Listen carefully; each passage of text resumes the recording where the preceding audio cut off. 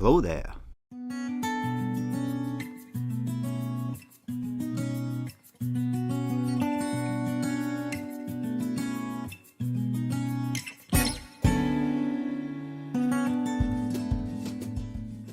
Hello everyone, the December review here, back again with the TV show review. Today, we have the much anticipated return of Ewan McGregor and Hayden Christensen to the Star Wars universe in the seemingly limited series, Obi-Wan Kenobi. Spoilers are ahead.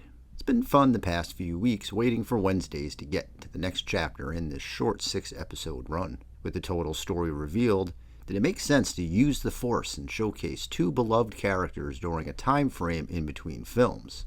Or did the dark side prevail and render Kenobi another slightly stale Disney TV package that they have been mass-producing the past few years? Thankfully, it's the former, as the sum of Obi-Wan Kenobi was a smash hit grand slam of Star Wars shenanigans. Set 10 years after Episode 3, Revenge of the Sith, and about another 9 before the seminal Episode 4, A New Hope, Kenobi follows the Jedi Master as he hides out in Tatooine looking after Luke Skywalker and working at a meat processor to get by. Things aren't so well for the heroes of the galaxy.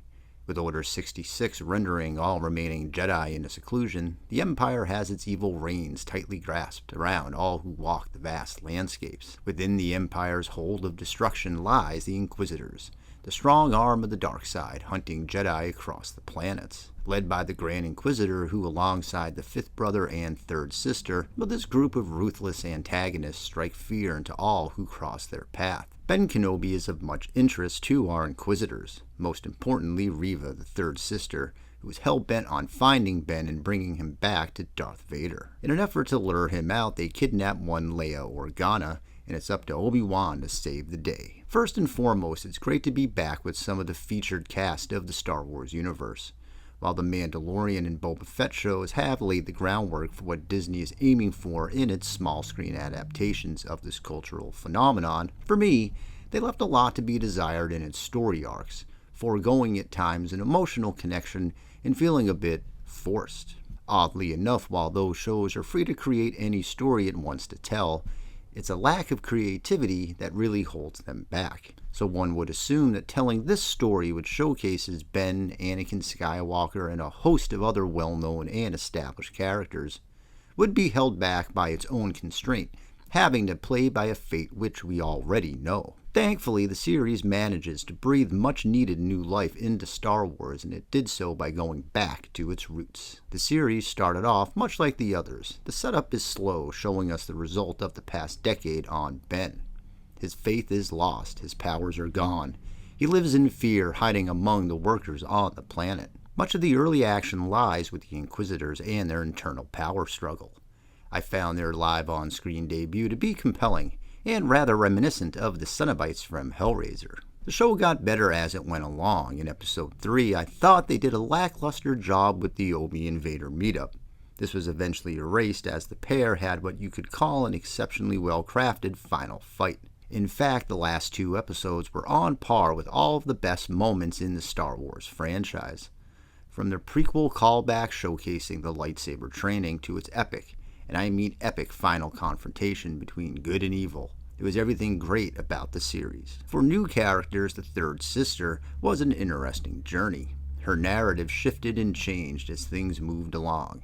It was compelling once her true feelings were brought to the surface in an excellent exchange between her and Ben. In recent years, Disney has taken a look at the effect that the Empire sans First Order has taken on its people. Things can get a little heavy overtaking a galaxy. For Reva, that notion is spun into a much deeper need for revenge, which doesn't play within the light and dark side rules. She is upset and will use anyone from anywhere as a means to an end.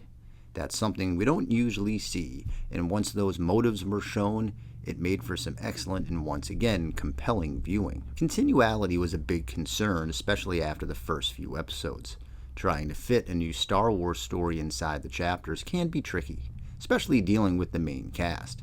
It worked perfectly in Rogue One as that film dealt with filling in a gap that led directly to A New Hope.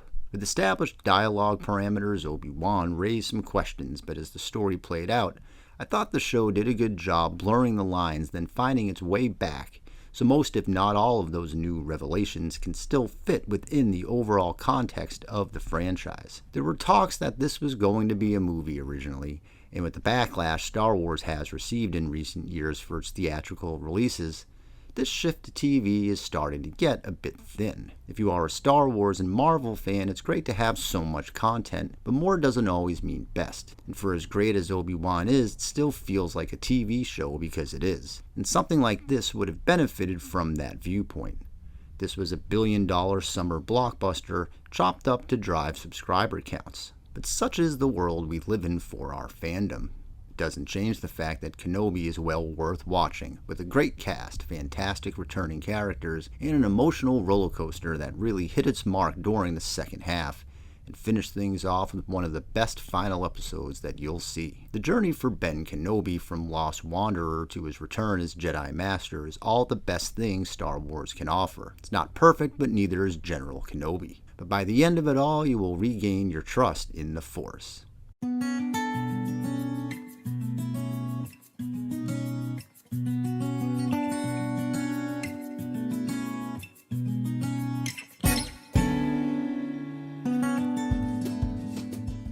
That's no moon, it's a space station. Oh, if you like this video, please subscribe to the channel for more. Let me know your thoughts on the show in the comments section below.